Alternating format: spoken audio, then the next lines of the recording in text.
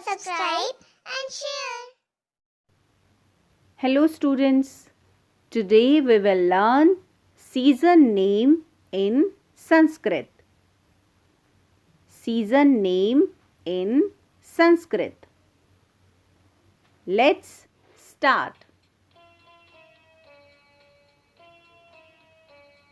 Winter.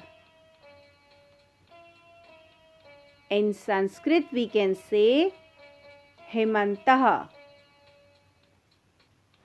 Next is summer. In Sanskrit we can say Grishmah.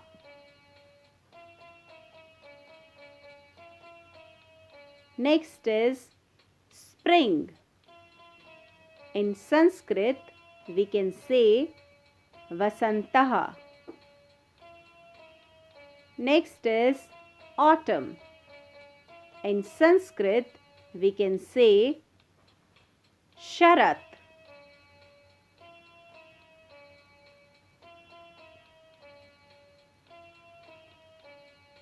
Rainy season.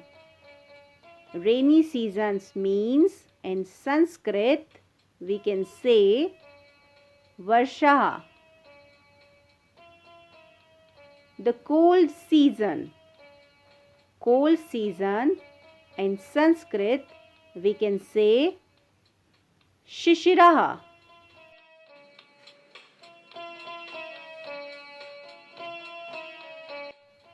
सबसे पहले आती है वसंत ऋतु। वसंत ऋतु को संस्कृत में कहते हैं वसंतः। ये हिंदू मास में चैत्र से वैशाख के अंदर आती है and according to English months ये होती है मार्च टू अप्रैल।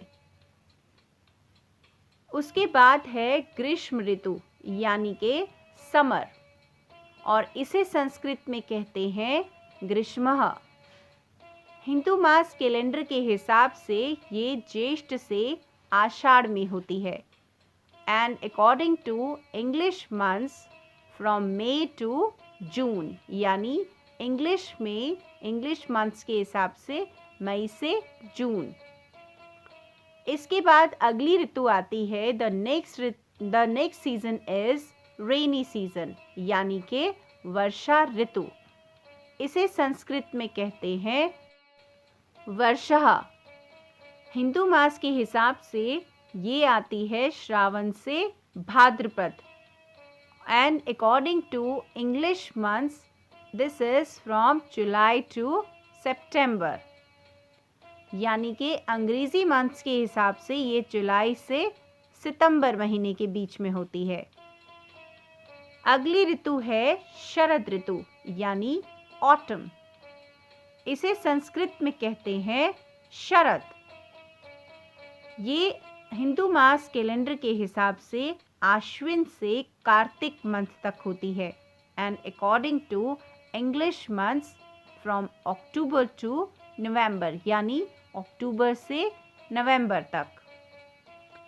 नेक्स्ट ऋतु इज यानी नेक्स्ट सीजन इज हेमंत ऋतु यानी प्री विंटर जिसको संस्कृत में कहते हैं हेमंतः और ये हिंदू मास कैलेंडर के हिसाब से मार्गशीर्ष से पौष तक आती है और according to English months calendar from December to 15 January यानी दिसंबर से 15 जनवरी तक।